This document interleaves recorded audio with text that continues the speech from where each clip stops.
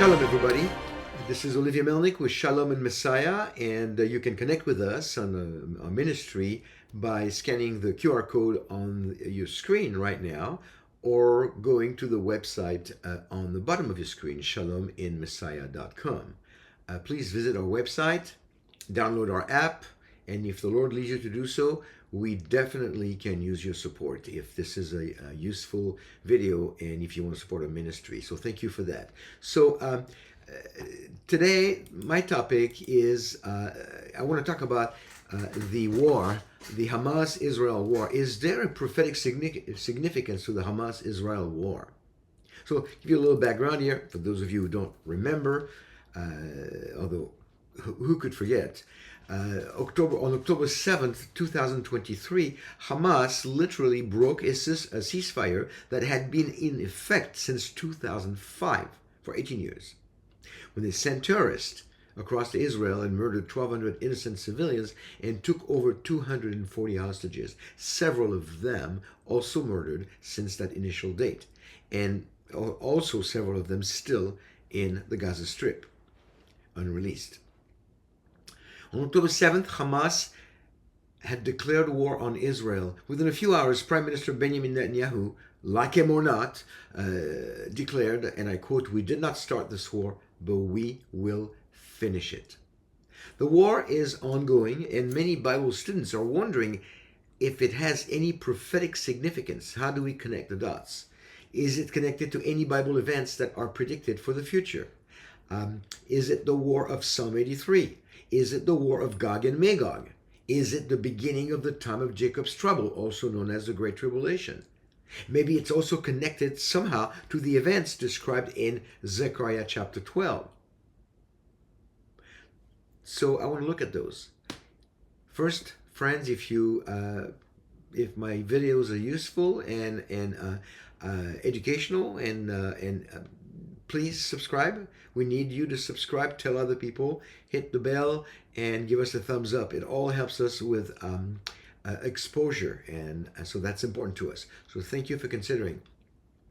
So let's look at all four possibilities of the four questions that I just asked. First, is this the war of Psalm 83?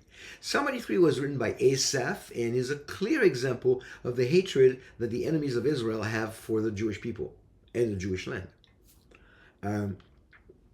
Verse 4 literally reads like a news headline, and I quote, "They have said, 'Come and let us wipe them out as a nation, that the name of Israel be remembered no more.'" Close quote. Further down into the psalm, we are given a list of the 10 nations that are conspiring against Israel.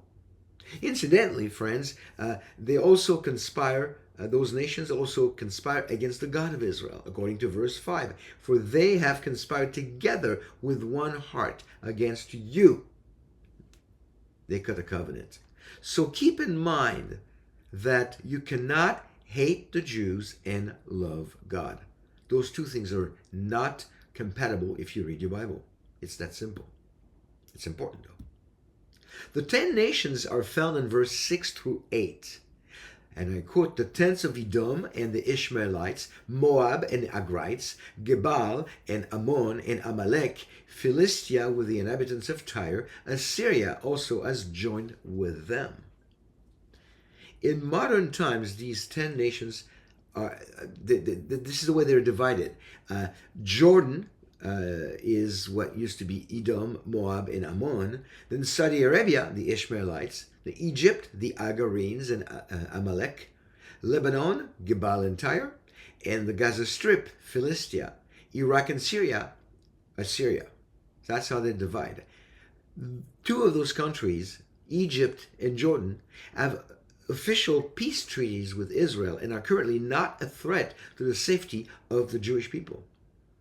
So right there, it's not possible that it would be the war of Psalm 83. If those two countries go to war against Israel, I might reconsider. But we're not there. Those two countries are very much at peace with Israel.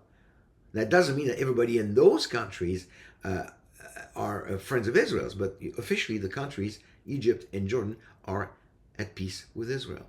That's important to remember. Additionally, There has never been a conspiracy of all 10 countries in the history of mankind. Has never happened. Another way to look at Asaph's lament is to see it as a literary device he used to express to his God that everywhere he looks, the Jews have enemies. And that's the way I see it in the context. It is akin to someone saying, the whole world is against me, when many negative things simultaneously happen to that person. It is very likely that the war of Psalm 83 isn't really a war to start with. So let's look at the next one, another big one. Is this the War of Gog and Magog? A lot of people are talking about that. The War of Gog and Magog is also a very debated topic among Bible students. It's been for years. Ezekiel chapter 36 through 39 provide much information on the end times. Chapter 36 and 37 speak of the regathering of the Jewish people into the land. First in unbelief, chapter 36, and then as they are being regenerated by God in chapter 37 in that beautiful passage about the valley of dry bones. Read it. It's really, really awesome. Ezekiel 37. Then Ezekiel 38, 1 through 7 lists, again, 10 names, 10 proper names for the reader. And those names are Gog, which is a person, Magog, which is the former Soviet Union, Rosh, Russia, Meshech and Tubal, Turkey, Persia, which is Iran, Ethiopia, Sudan, Put, which is Libya, Gomer, central Turkey, and Beth Togarmah, Turkey as well. This is a real war and can probably be described as one of the greatest existential threats that modern Israel will know in the future. So this is not to be brushed off. This will happen. Furthermore, in Ezekiel 38, verse 8, 11, and 14, we are told that the battle will take place while Israel is at rest and at peace. Something that is clearly not the case currently. It hasn't been since 1948, and especially since October 7, 2023. Ezekiel 38:11, and I quote, "And you will say, I will go against the land of unwalled villages. I will go against those who are at rest, that live securely, all of them living without walls and having no bars or gates." So right there it shows that it will be a time for Israel when Israel lives at peace. Not today, friends, not today. A preferred view for Gog and Magog would be after Israel has signed a peace treaty with the Antichrist, something that will indicate the starting point of the 7-year Great Tribulation. At that point, Israel will be at peace, albeit a false peace, for the first 3.5 years of the 7-year tribulation. This happens to be also in line with the prophecies of Daniel 9. Things are moving very fast in the Middle East right now, and many events take place unexpectedly, but we are not in the midst of Gog and Magog quite yet. So, is this possibly the start of the Great Tribulation? Well, friends, it is no secret to any of you watching my videos, reading my articles, that I adhere to a premillennial, pre-tribulational view of the end times, with the next event on the prophetic clock being, as far as I am concerned, biblically speaking, the dateless, signless rapture. But regardless, and please don't post all kinds of negative things about those of us who believe in the rapture being pre-mill, pre-trib. Just listen. Regardless of one's view of the rapture, before, during, mid, three-quarter, it doesn't matter. Serious students of the Bible agree that what starts the tribulation is the signing of a peace treaty between the Antichrist and Israel. And this hasn't happened quite yet. Simply put, the current situation in Israel has not started the tribulation. Incidentally, nowhere in the Bible do we find even one verse telling us that everything will be fine for believers all the way to the start of the tribulation. Rapture or not rapture, all the way to the beginning of the tribulation. Things can probably, they can and they probably will get worse before they get better. And eventually, the tribulation will start and will last for 7 years. So one more. Is this connected to the events of Zechariah 12? That's an interesting aspect. The prophet Zechariah sheds more light on the end times for us. He tells us that in the end, Jerusalem will be at risk, will be attacked from every angle. Zechariah 12:3. But it will be in that day, that's the end times, that I will make Jerusalem a heavy stone for all the peoples. All who heave it up will be severely injured, and all the nations of the earth will be gathered against it. Further down in the chapter, we learn that God will go after all the enemies of Israel, something that even Asaph was praying for in Psalm 83, as we read earlier. So Zechariah 12:9, listen to this, and I quote, "And it will be on that day that I will seek to destroy all the nation that come against Jerusalem." People ask me sometimes, do you see the United States mentioned in the Bible anywhere? And I usually say no, but I say not by name for sure. But the closest we get to the United States being included in Zechariah 12:9, where all the nations that come against Jerusalem. So that's going to happen. In Zechariah 12:3, sorry, in 12:9, God will go after all those nations to seek revenge.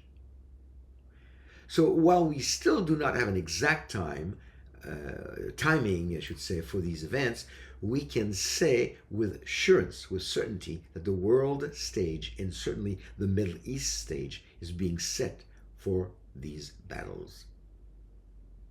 At least the Battle of Gog and Magog and the events of Zechariah 12. The worldwide irrational and demonic increase in anti-Semitism, as I've documented for a while now, is showing us again that we are ever so close to the return of Yeshua of Nazareth, the Messiah. Satan knows that his days are numbered and that he will eventually be thrown into the lake of fire after Yeshua has returned. This time, Yeshua will return as the Lion of Judah and not the sacrificial Lamb of God, as he did in his first coming. He will decimate all the enemies of Israel and inaugurate the millennial kingdom in Jerusalem, from where he will reign from the throne of David. So while this is not the war of Psalm 83, this is not Gog and Magog, this is not the beginning of the tribulation stage is being set and all the players are in place. Right now would be a really good time to examine your heart and make sure that you have made peace with God by trusting the atonement made by Yeshua the Messiah on your behalf. When all these events become a reality, while salvation will still be possible, life will be much more complicated. So trust on the Lord Yeshua today and you shall be saved. Thank you for watching. Remember to subscribe. Remember to visit our Shalom and Messiah Ministries webpage. Pray for us, support our work, and until next time, be blessed.